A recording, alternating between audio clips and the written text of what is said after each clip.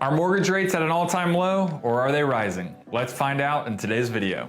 My name is Andrew Tahanchuk with Cornerstone Home Lending, and today I'm sharing a little bit about how mortgage rates look as we head into the busy season.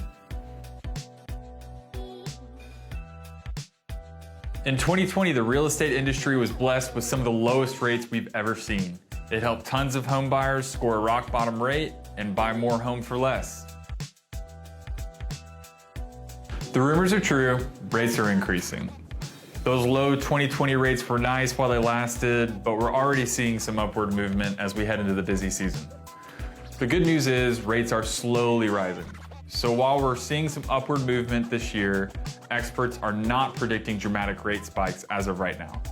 So there's no need to panic. A lot of potential buyers play the waiting game and hold off on buying a home until rates start to decrease again. Unfortunately, the low rates we saw in 2020 probably won't be coming back. So making a move now might score you a lower rate than if you hold off for later.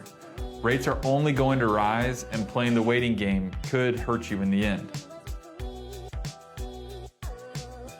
The only way to know for sure what rate you'll get is to talk to a lender like me.